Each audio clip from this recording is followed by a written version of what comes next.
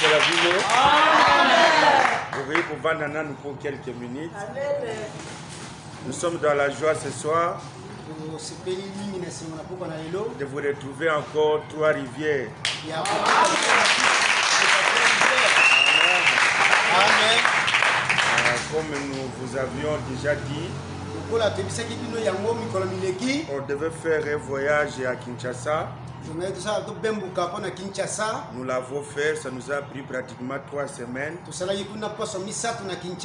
Et quand nous sommes retournés, on était obligé d'effectuer encore un déplacement vers le Maïndombe. C'est comme ça, nous sommes retournés ce lundi.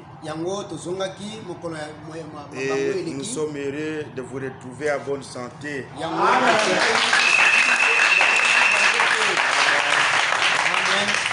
Je suivais sur l'internet tout ce qui se passait. Je crois que vous étiez bien nourris, non? Que Dieu soit béni. Frère Bana me dit que le rôle de chaque ministère, c'est d'ajouter une brique à la construction. Et je crois que pendant le temps où d'abord on a été avec notre père, et le révérend Pierre qui l'a suivi, sûrement qu'il y avait quelque chose placé dans nos cœurs. Si c'est nous qui étions là-bas, nous étions bénis à combien plus forte raison vous.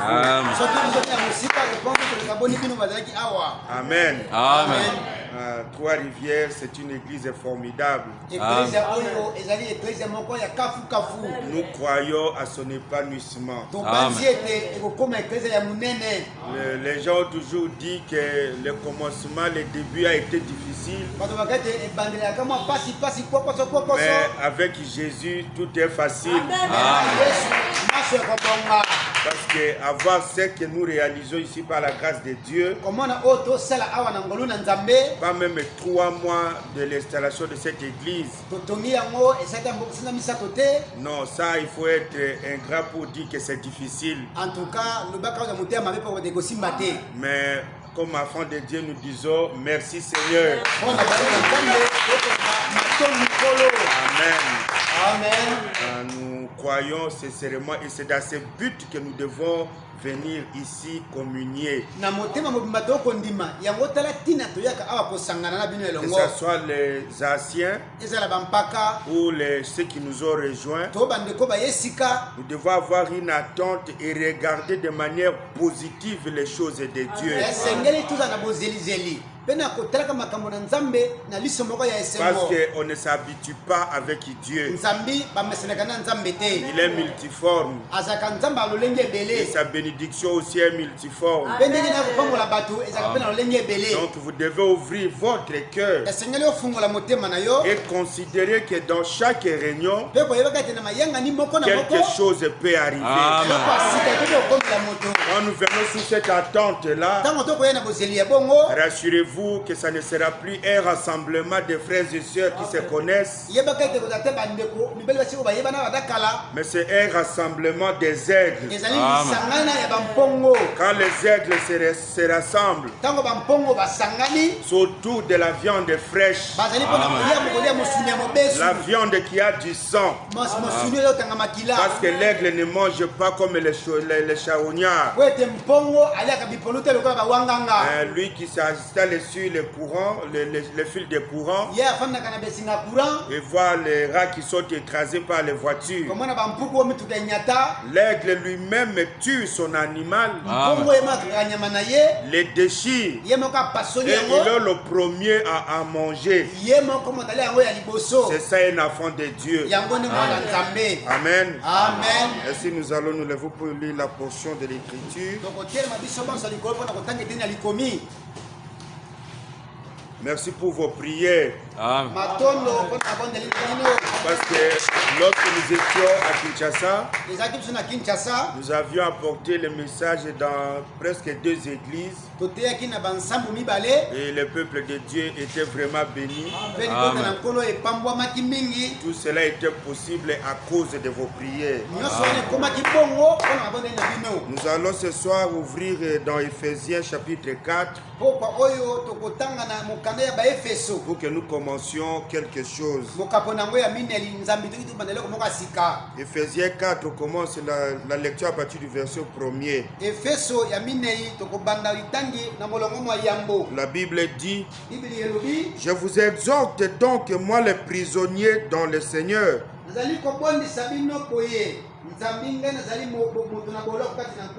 à marcher d'une manière digne de la vocation qui vous a été adressée, à toute humilité et douceur, avec patience vous supportant les uns les autres,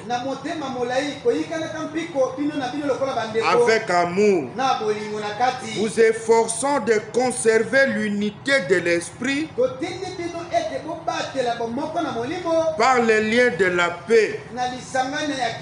Il y a un seul corps et un seul esprit, comme aussi vous avez été appelés à une seule espérance par votre vocation.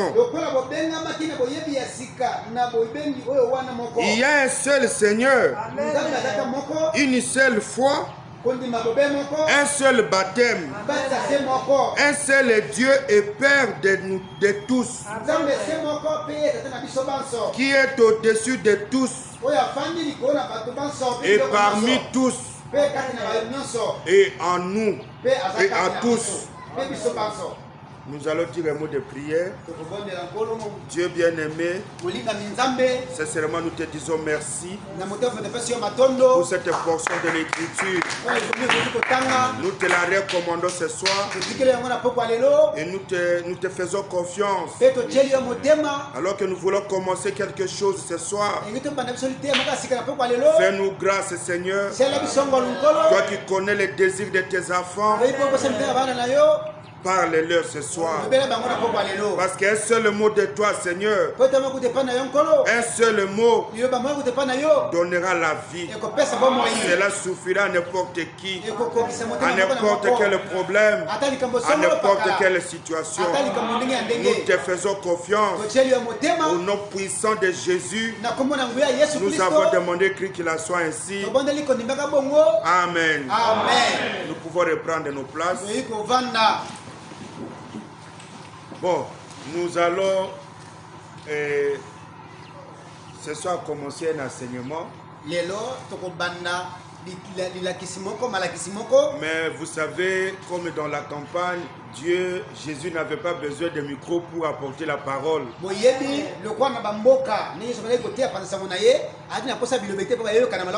Si ils peuvent nous rejoindre, Dieu merci, mais cela ne nous empêchera pas de parler de la part de Dieu. Amen. Donc soyez attentifs, parce que je crois que cela nous fera énormément du bien. Bien-aimés dans le Seigneur, si vous avez été attentifs pendant les interventions du pasteur avant que les révérends puis en interviennent, il nous a été rapporté, qui se rappelle encore du sujet, les sœurs, qu'est-ce que le pasteur avait prêché?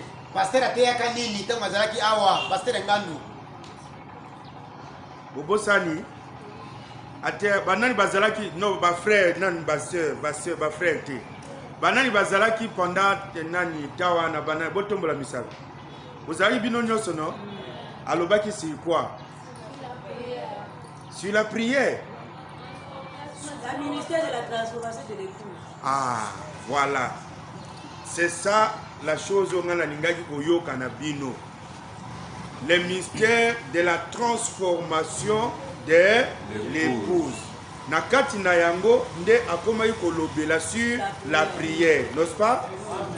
Si vous remarquez, c'était un enseignement qui avait un objectif d'asseoir les différentes manières de voir les choses à cet endroit.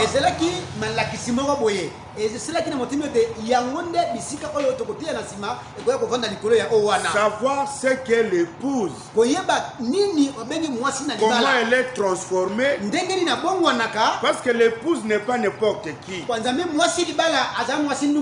L'épouse n'est pas comme les jeunes filles qu'on a aujourd'hui, qui sont le pied à gauche, à droite, ils ne s'assoient pas, ils ne sont pas à l'aise dans leur maison.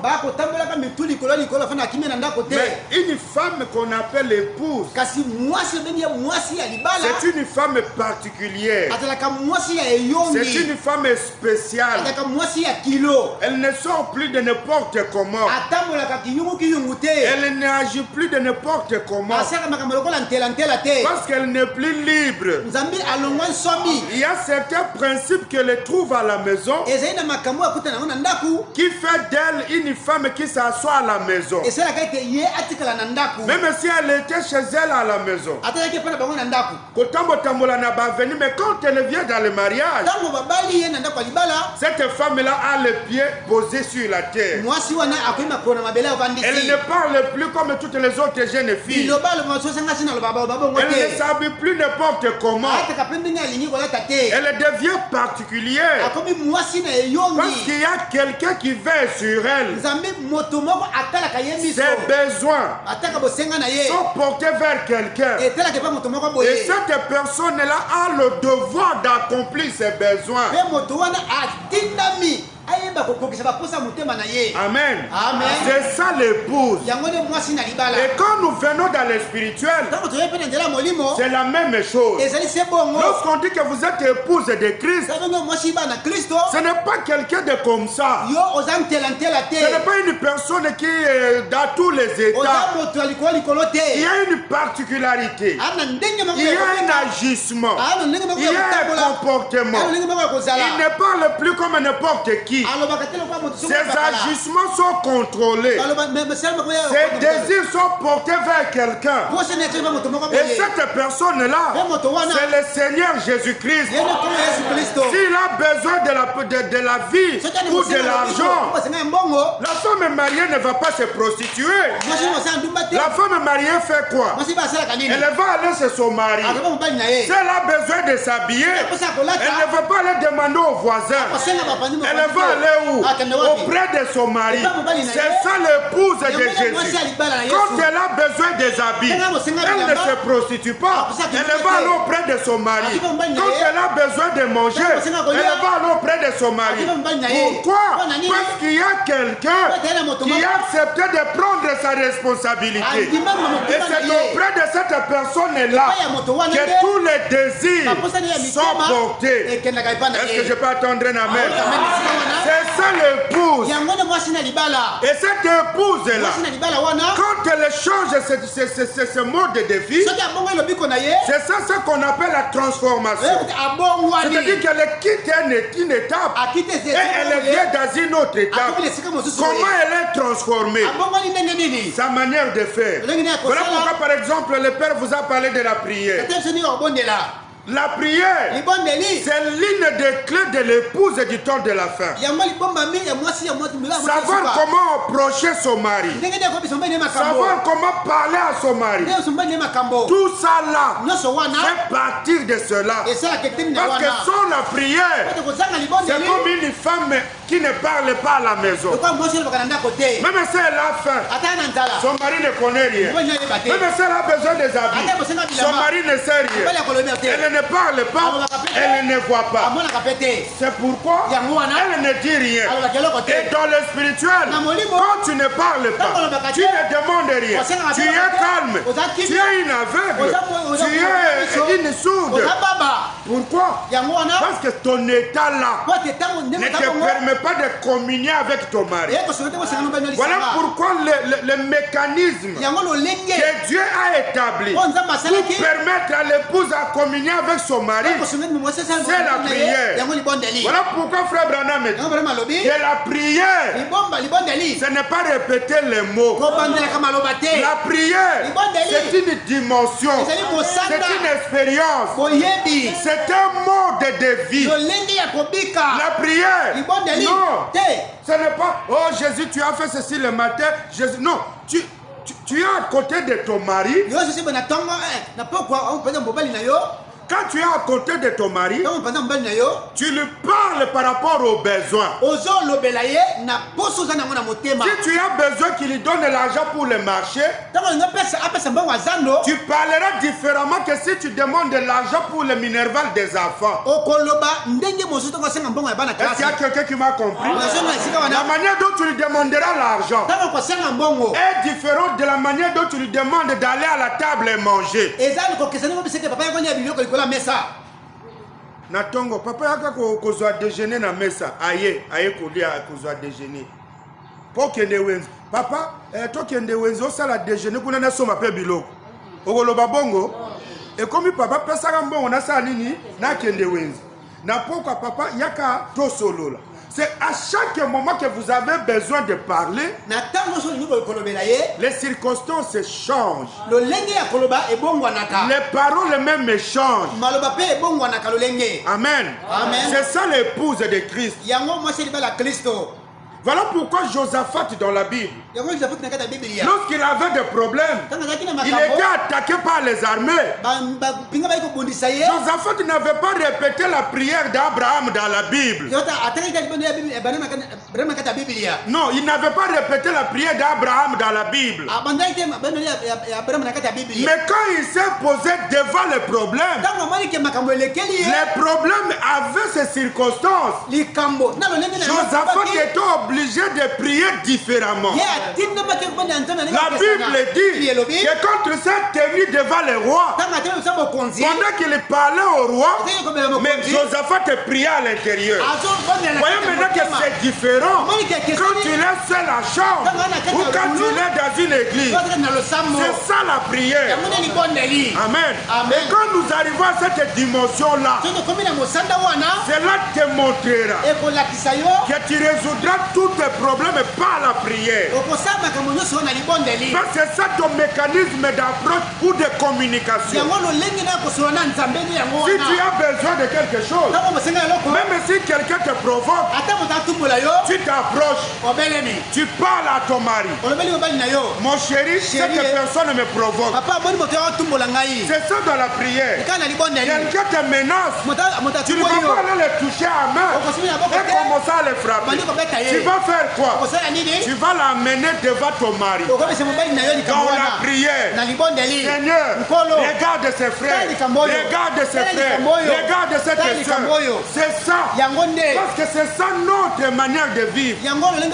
Nous n'avons pas autre chose. Amen.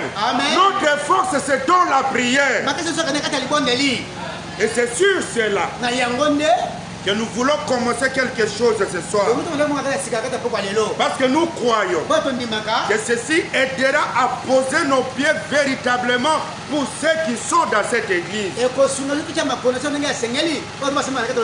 Voilà pourquoi en lisant sur Ephésiens 4, je voudrais commencer un enseignement ce soir.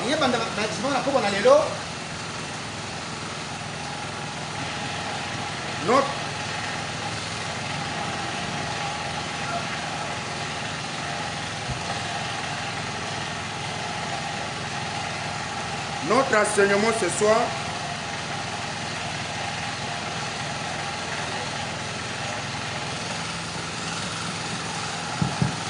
c'est bon. Alors, notre enseignement ce soir nous prendra suffisamment du temps. Nous l'avons intitulé comme suit: 4 piliers fondamentaux de la foi chrétienne.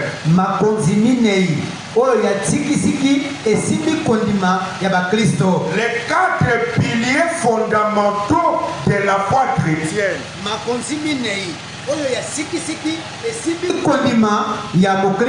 Soyez attentifs. Parce que vous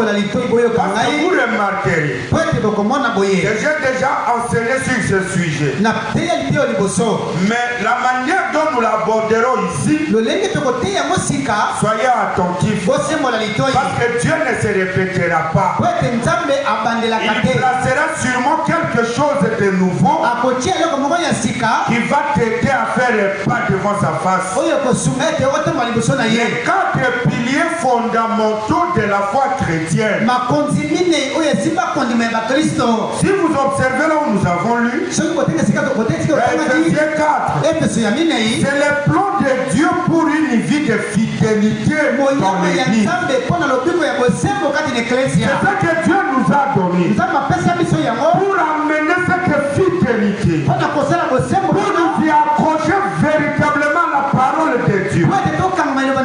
Voilà pourquoi la Bible nous enseigne qu'on a un seul baptême, on a un seul Seigneur, on a une seule foi. Nous devons y arriver. Non, bien aimé dans le Seigneur, il n'y a pas une foi catholique, une foi baptiste, une foi branamiste.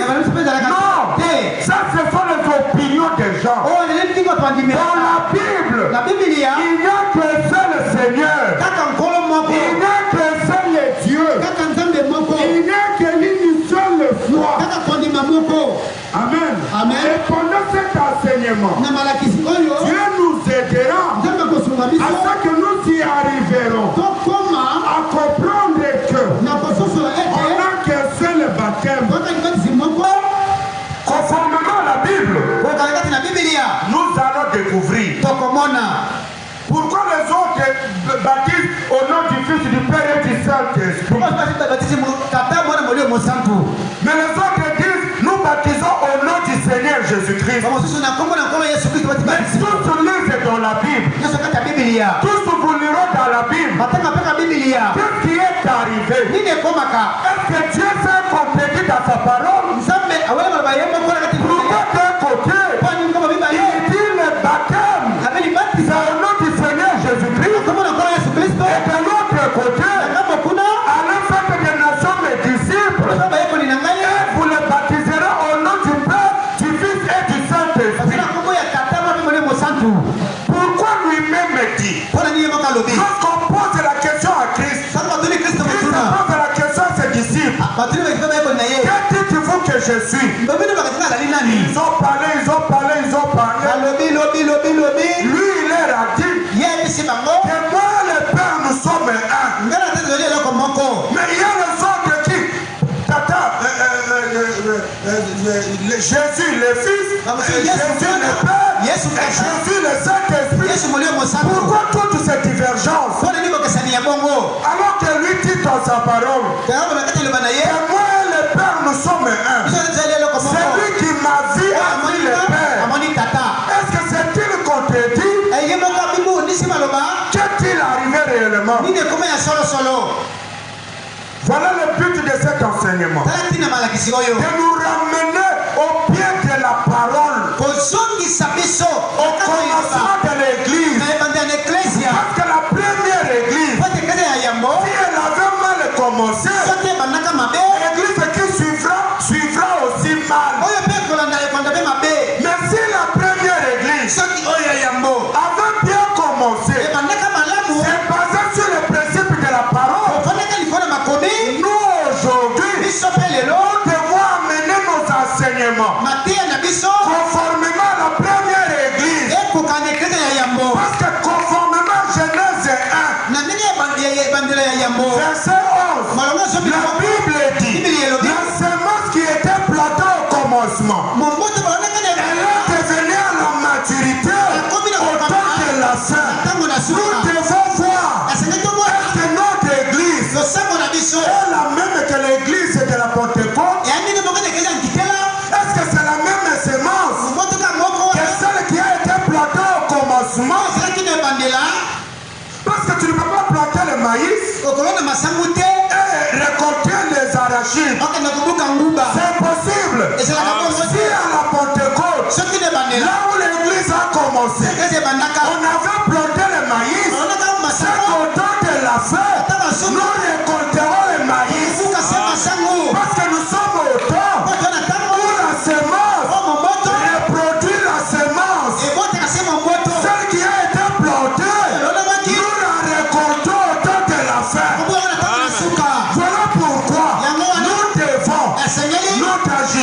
notre comportement, tout ce que nous faisons, est-ce que cela ressemble à la parole de Dieu? On peut avoir beaucoup de gens, on peut avoir la renommée, on peut avoir la popularité, mais si cela est contraire à la volonté de Dieu, si le fondement n'est pas assis sur de bonnes bases, c'est une maison qui est construite sur les sables.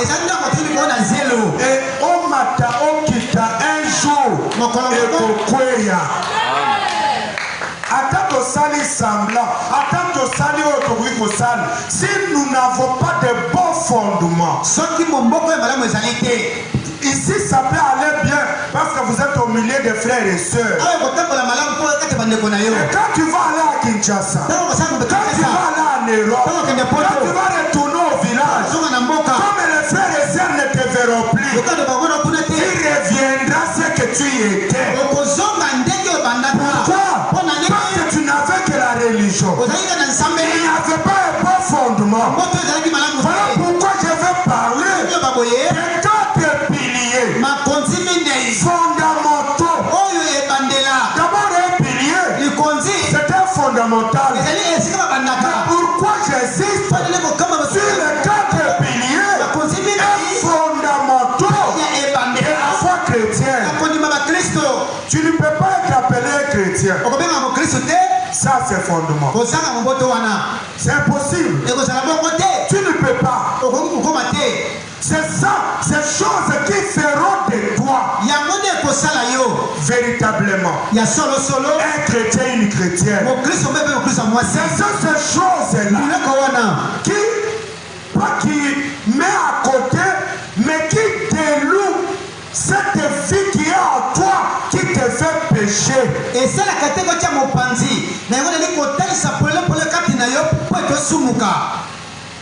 C'est cette chose-là qui feront que quand tu l'extérioriseras, tu comprendras que tu n'auras plus la force d'aller vers quelque chose. Si réellement tu as été appelé de Dieu, si réellement tu es le prédestiné, si réellement Dieu t'avait vu avant le commencement. Amen. Amen. Les 4 piliers fondamentaux de la foi chrétienne. En parlant des piliers, écoutez ce que dit le dictionnaire. C'est un support, quelque chose qui est placé dans la maçonnerie, qui est élevé pour recevoir une charge. Nous sommes dans un bon cadre pour typifier cela. Bon, au moins de tozana ndako oyo. Na ndako oyo soki osimi poto ya katikati oyo eza poto ezosi mandako meza pilier te. Est-ce que vous avez là? Poto oyo obuki esimba ndako mais eza pilier ya ndako oyo te. Côté à basseur, ceux qui vont vider pour toi, Bubuki Yango. Est-ce que Ndak le Bokoya? Et ça va porter aux soutenir Ndak, n'est-ce pas? Mais ça va pilier Ndak. Amen.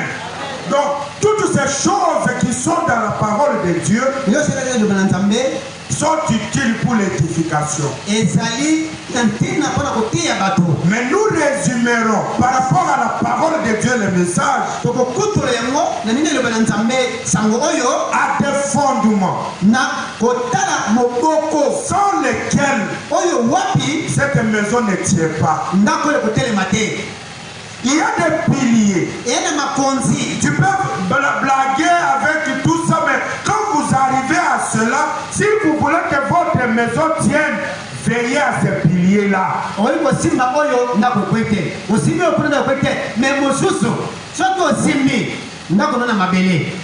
ça ne va pas tomber d'un coup, il y a déjà l'équilibre qui est déséquilibre qui est installé. Et déjà, Amen. Mon pépé à ma casse, il y a 3 rivières, sauf que Yomoko Lebi Kenda Kutanda Bunangate. faut déjà aussi longola ba pilier pour soutenir yango. Makonzi ya tina osila kolongola yango. C'est avec ces piliers-là que vous verrez quelqu'un. On l'injure, on le minimise, on fait tout. Mais il a toujours de l'équilibre. Parce qu'il a la révélation que mon salut n'est pas que le maître du pasteur, n'est pas que le maître d'un prophète. C'est Dieu qui tient mon salut. Et tant que Jésus est ressuscité, personne ne m'ébranlera. Que je manque à manger, que je manque à vivre, ce n'est pas ce qui me fera quitter l'église. Non, j'ai cette révélation-là. Même si tout le monde me quitte, moi je ne quitterai jamais Christ. Je resterai accroché à lui. Parce que c'est lui ma vie. Tout ce que j'ai, je lui ai donné. Je n'ai que Christ. C'est comme David le dit. Il y a de ceux qui ont leurs chars. Il y a de ceux qui ont leurs chevaux. Mais nous autres ici, nous n'avons que Dieu. Nous n'avons que cette parole. Pourquoi je veille sur cette parole?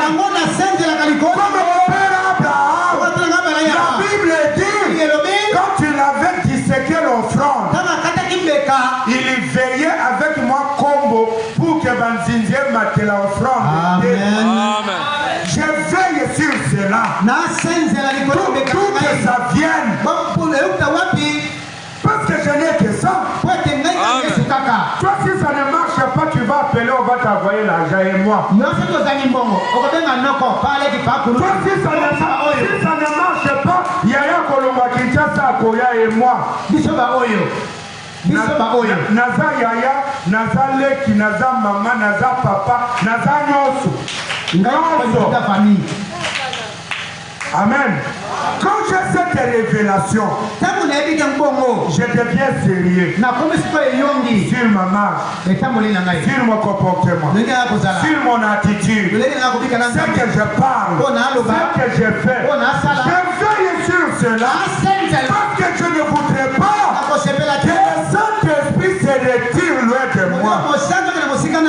Parce que c'est lui ma force, c'est lui ma sécurité, c'est lui mon appui.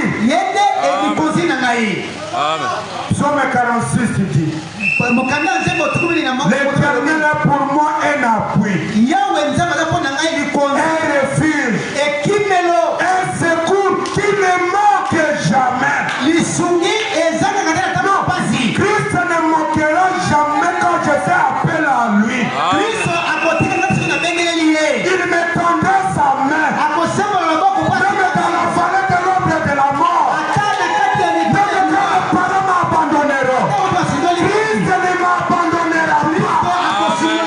Papa peut se fatiguer de moi, papa peut se fatiguer de moi, l'église peut se fatiguer de moi, mais Christ, même dans la tombe, il me suivra.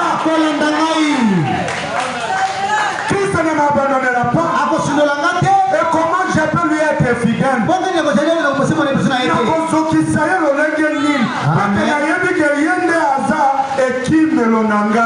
Amen. Amen. Amen. Les quatre piliers fondamentaux de la foi chrétienne. Ce sont ces choses-là qui donnent l'équilibre à la vie chrétienne. C'est ce qui amène la fidélité. C'est avec ça qu'on dira au bateau bazo batoni.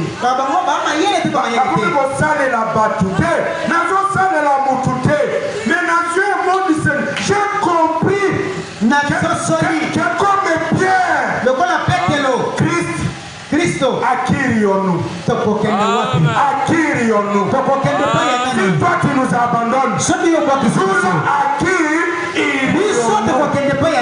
nous n'avons que toi. C'est toi qui as les paroles de la vie. C'est toi qui as ma vie. Akirionu. Amen. Amen. Amen. Et en parlant de la foi chrétienne, frère Branham. Dans son message, combattre ardemment pour la foi. Je prends le paragraphe 6, deuxième partie. Frère Branham dit. Et ainsi donc, son aspect et tout n'avait rien de remarquable qui vous aurait fait penser qu'il était ce qu'il était.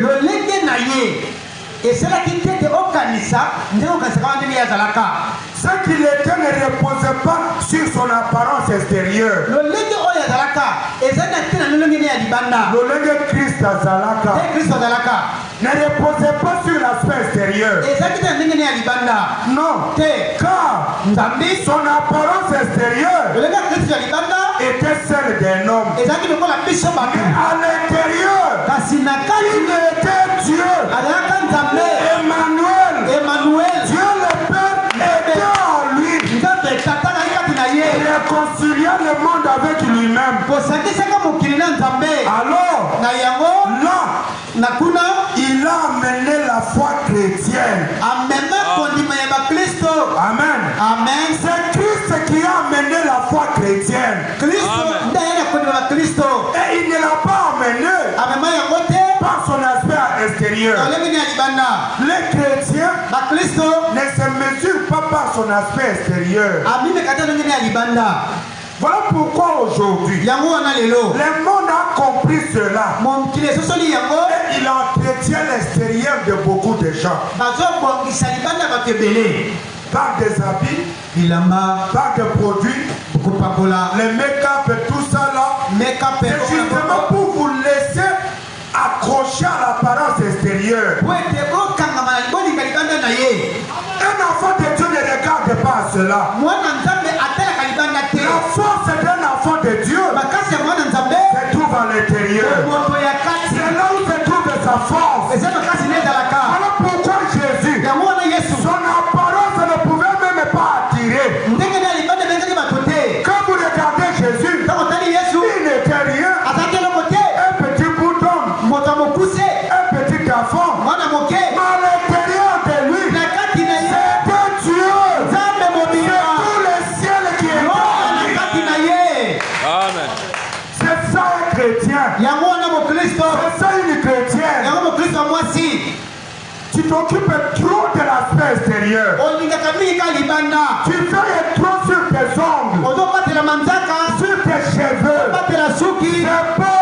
Au-delà de cela, c'est plutôt l'intérieur qui doit influencer l'extérieur. Non, l'extérieur influencer l'intérieur. Amen. L'apparence de Jésus n'était pas à désirer. Regardez même David devant Goliath. Il représentait quoi? Rien. Au tel point que Goliath dit, vous m'appelez ces chiens pour venir se moquer de moi. Il appelle David le chien. Pourquoi? Il a regardé sa taille, il a regardé sa forme, il n'avait pas de casque derrière, il n'avait pas une bonne apparence. Mais Goliath a oublié que le bout d'homme là avait quelque chose en lui qui était plus que le casque derrière. C'est ça les chrétiens. Jeune fille, tel que tu es là, une jupe, bien habillée, gloire à Dieu. Au-delà d'une bonne jupe, la vie de Christ doit être à l'intérieur. Pour que quand un homme va s'approcher, comme un Goliath, il tombe. Il tombe. Parce que quand il va te parler, pour te séduire, il la ramènera à la parole de Dieu. Et il va s'enfuir. Osa kitoko, osa pembe, mwindo ya ngolo, nego mibengelaka, c'est bon. Mais au-delà de là, il faut qu'il y ait une force. Il faut qu'il y ait une vie. C'est cette vie-là que craindra les diables.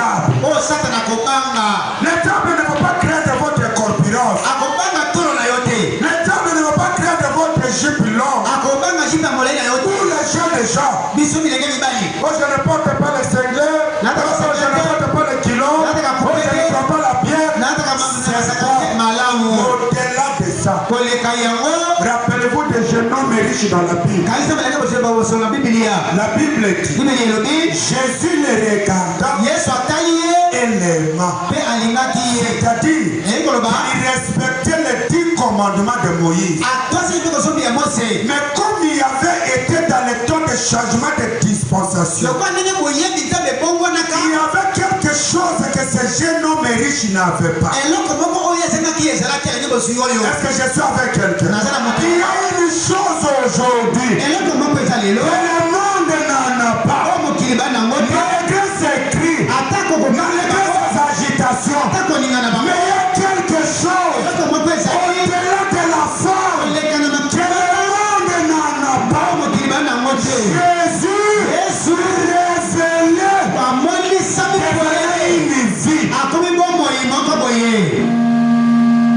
Amen. Amen. Aujourd'hui, vous trouverez les gens avec le Saint-Esprit, mais il couche avec les femmes. Mais il a le Saint-Esprit. Quelqu'un avec le Saint-Esprit, il vole, il triche, c'est une commérère du quartier. Mais à l'église, à l'église, selon lui.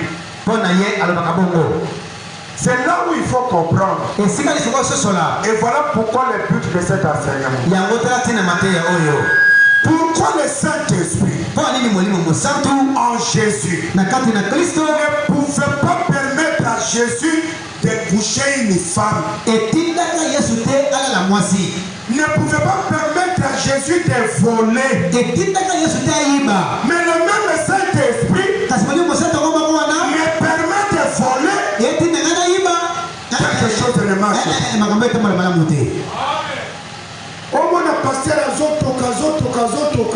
Après une année, on m'a passé à si moi n'a pas été c'est que tant c'est déjà Zalaki, mais Zalaki n'a 2 mois. Mais comment on dit mon sang ils ont dit que papa kende, qu'on soit moi dans moi si. Ils ont dit que papa a escroqué dans l'église. C'est là où il y a quelque chose qui n'a pas marché. Pourquoi c'est cet esprit-là? Le Saint-Esprit à Joseph, au travers de la circoncision, Joseph fouillait les femmes. Le Saint-Esprit à Joseph fouiller les femmes. Aujourd'hui, nous allons faire les femmes. Le Saint-Esprit à Joseph faisait que Joseph devant ses frères, il les regarde, il dit je vous pardonne malgré les mal que vous m'avez fait. Je suis votre frère, oubliez cela. Mais le Saint-Esprit à moi n'a l'obisaka frère wana le l'autre que les 200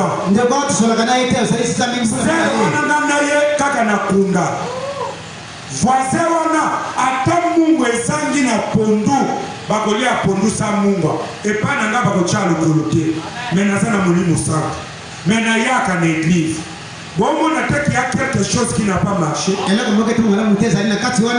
matembelezo pola na jardin na yo voisin zola la nzala mais yo lobi ok église yo de mama mukambi yo de mama choriste yo de protocole mais ngai et quand il m'a cousu na jardin na yo et poli mais voisin asengi azole la nzala yo lobi te na pesa te ponani il y a quelque chose qui n'a pas marché parce que le Saint-Esprit en nous va nous faire agir lolenge moko ndenge asalaki na batoma ndenge asalaki na Christ ndenge asalaki na Branham ndenge moko ifo esala kati na ngai. Amen.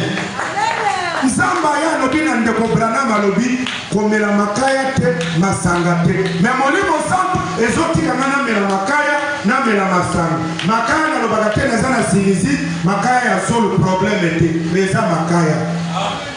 Mais na ndeko na yo Branham alobi na ye likaya te masanga pe te. Est-ce que tu as le Saint-Esprit? Tu as le Saint-Esprit moko. Yango totangi l'Éphésiens Paul azoloba, on n'a qu'un seul esprit. Un seul Dieu. Une seule foi. Un seul baptême. Un seul Dieu. Oh, Zambe na biso, eza Zambe na yo te. Zambe ya biso nyonso. Tokomona. Les 4 piliers fondamentaux de la foi chrétienne. Maintenant,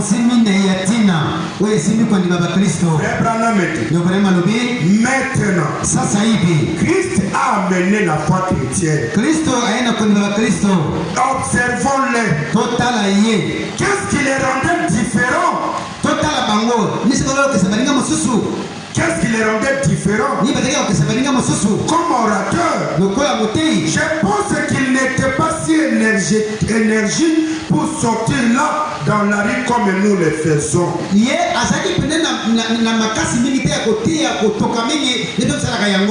crier. Parce que la Bible dit, sa voix ne se fera pas attendre dans les rues. Et un rosseau cassé et une mèche qui fume. Et ainsi de suite, comme le prophète avait dit que ça serait.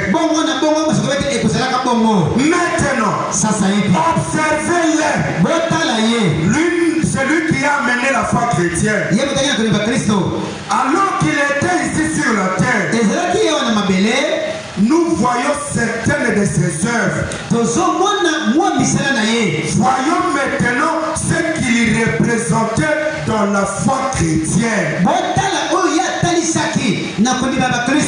Tenez, les voici. La source de tout le christianisme. La tête, les commencements, l'origine de la foi chrétienne, c'était Jésus-Christ, le Fils de Dieu. Le commencement de la foi chrétienne, le point de départ auquel les hommes de tous les âges doivent regarder, et à partir duquel ils doivent commencer. Il était un exemple pour nous. Et c'est vrai, Christ, c'est notre modèle. C'est le commencement. Lui, le point de départ à partir duquel nous avons commencé cette église. Voilà pourquoi nous l'avons commencé par une campagne d'évangélisation. Nous ne sommes pas allés prendre les croyants des autres églises. Nous ne sommes pas allés les arracher de leurs pasteurs. Nous avions prêché la parole.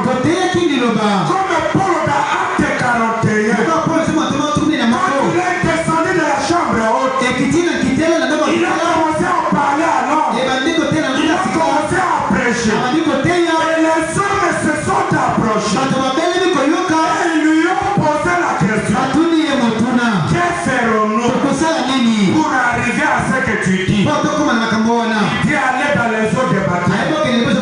Recevez les baptêmes au nom du Seigneur Jésus-Christ. Et vous recevrez le don du Saint-Esprit. Et à partir de là, la première église a commencé avec les nouveaux baptisés. Et ils étaient au nombre de 3000. 3 rivières. 3 rivières. Tu as de la valeur. Tu as de la valeur. Aux yeux de tes voisins. Aux yeux du travail. Au champ. Partout tu es. Tu as de la valeur.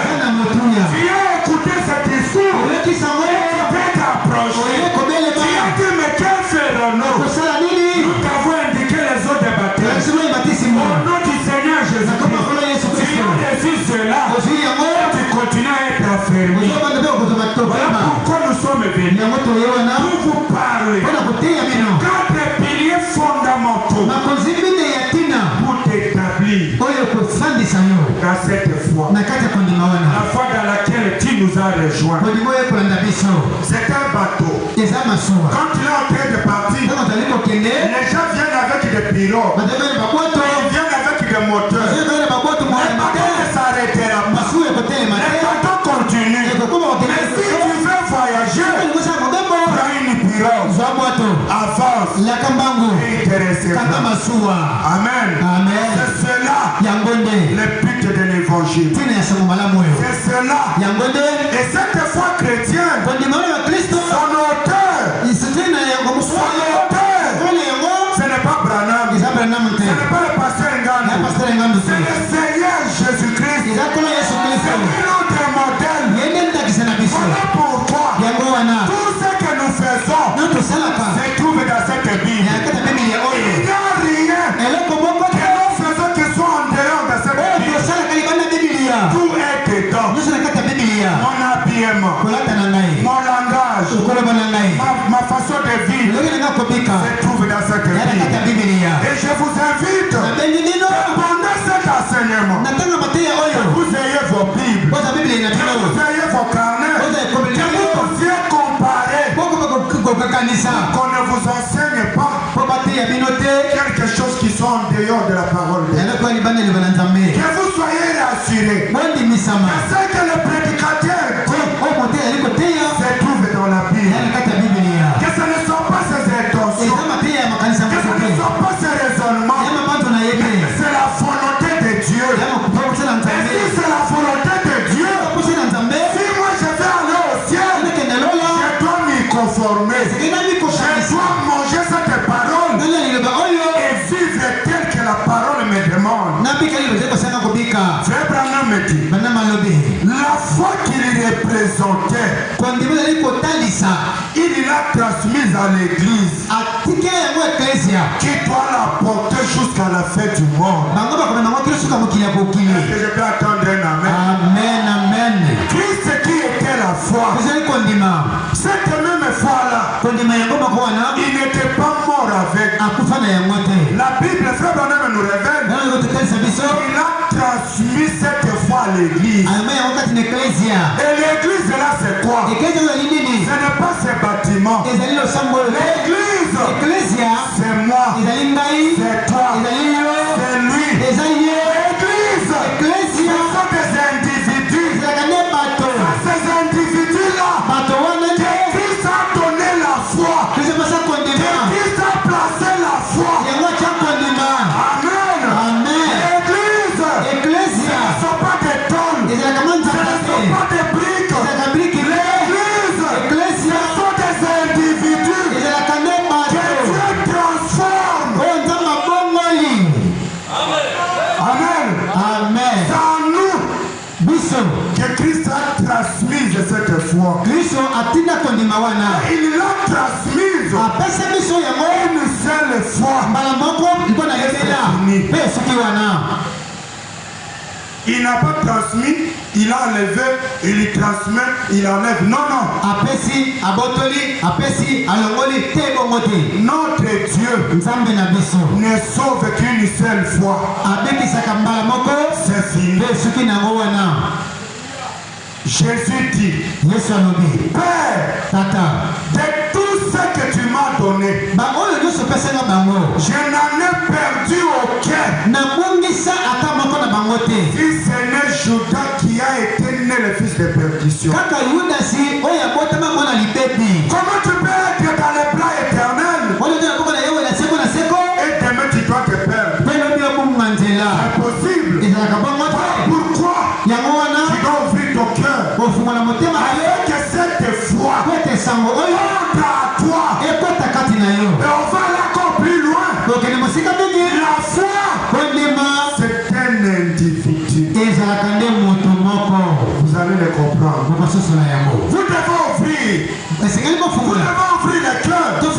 Parce que la Bible dit que la foi qui a été transmise une seule fois.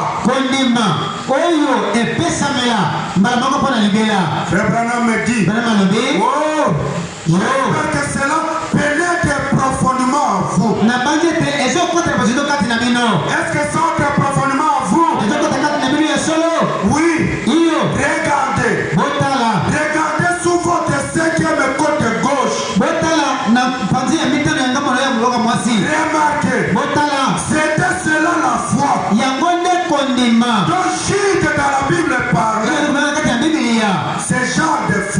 œuvres qu'avait accompli Jésus, la foi qu'il avait en Dieu, il a transmis la même chose aux saints.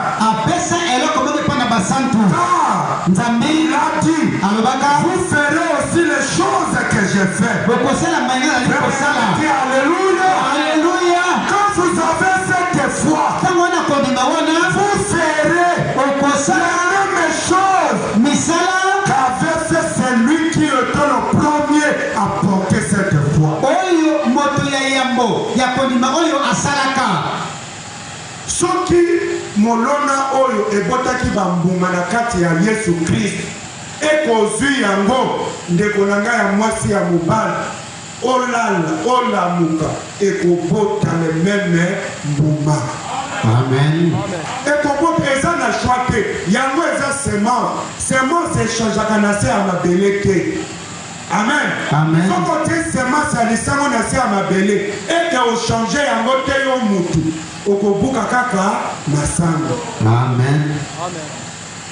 Soki ya solo tondimi likolo Yesu Christ, les mêmes effets aux Ezraki katinalié, il faut être na nzela ya bomoi na biso. Amen. Na maloba, na lolenge tozobika na quartier, na ba voisin, na musala, na wenze, place na tekaka, na carrière, place ya mabanga. Bisika nyonso, il faut batwana basoso la oyo lolenge ya batu, oyo batambola na Yesu Christ. Amen. C'est comme ça que parle la Bible au sujet de Pierre. Quand il est allé se réfugier auprès du feu étranger,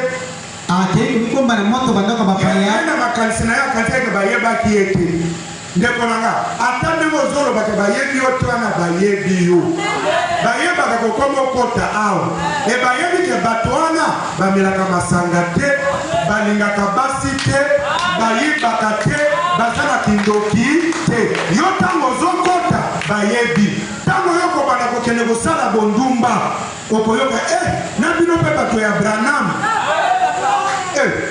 yo yebilinga boyebi Pierre Pételo ne savait pas qu'on le connaissait. Quand on lui a posé la question, connais-tu cet homme? Non, je ne le connais pas. Une femme se lève de l'autre côté du feu.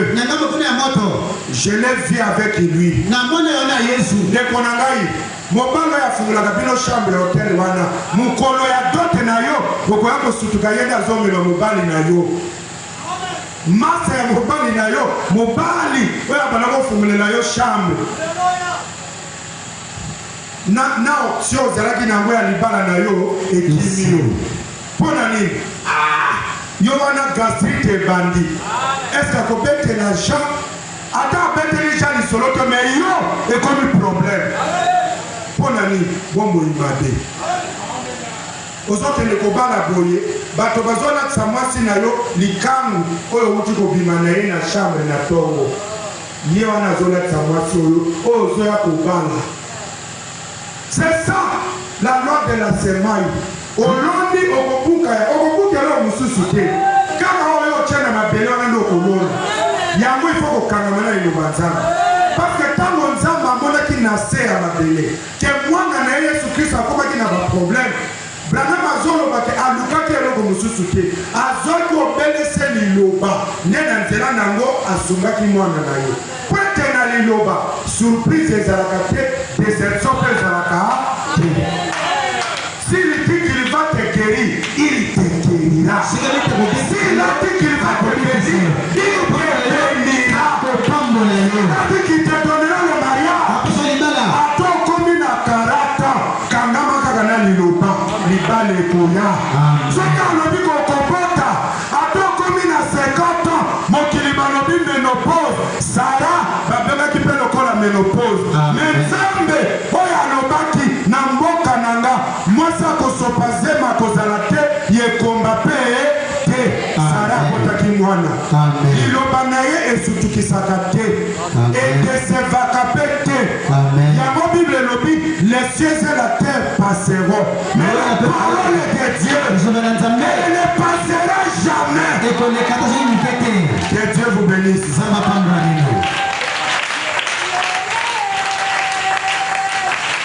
Nous allons nous lever.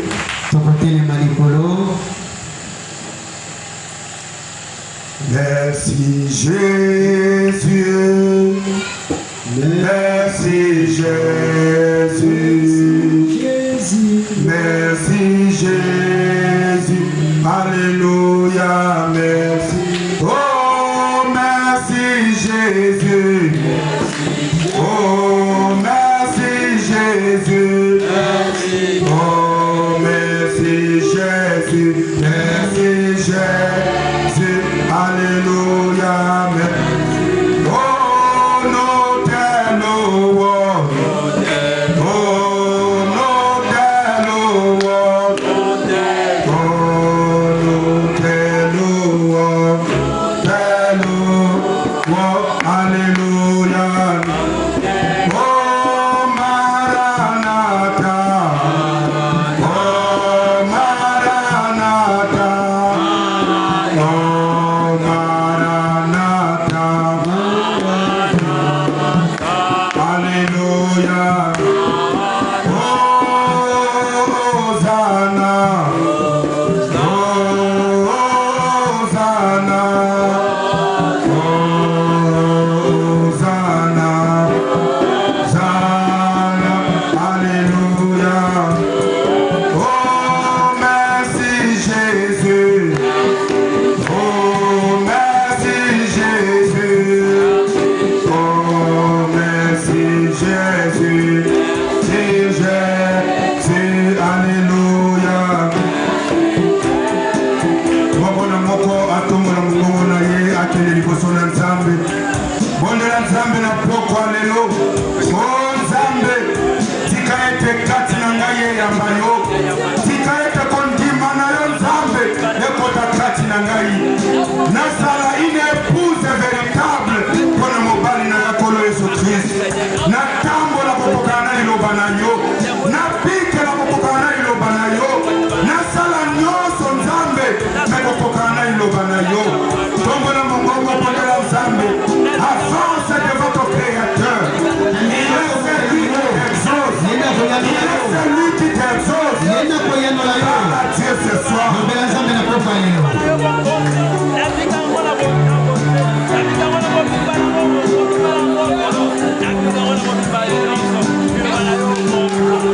Le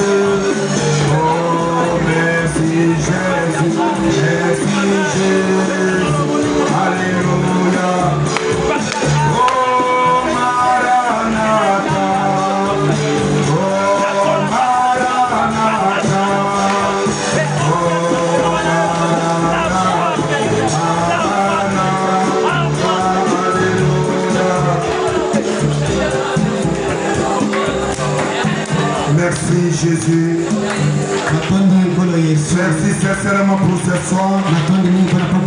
Merci pour votre grâce et votre bénédiction. Merci pour ta parole que tu nous as révélée. Merci pour ton amour sincèrement ce soir. Nos cœurs sont reconnaissants et remplis de grâce, Seigneur. Merci pour avoir été avec nous. Nous a comblé de toutes les bénédictions.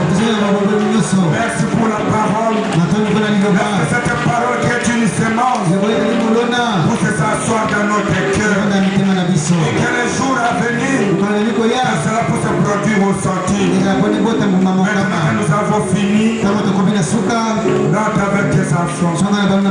Précède-les dans le chemin. Et comprends toutes choses pour notre vie. Nous amène à la réunion prochaine. Nous ne manquerons pas de rendre au nom puissant de Jésus. Nous avons demandé que la soirée. Amen. Amen. Amen. On peut s'asseoir. Amen. Si le diable peut ramasser la plupart des offrandes. Est-ce que vous avez aimé la parole de ce soir? Nous allons continuer le vendredi. Là, nous sommes encore au niveau de l'introduction. Vraiment, amener quelqu'un le vendredi. C'était un bon enseignement qui va nous bénir beaucoup.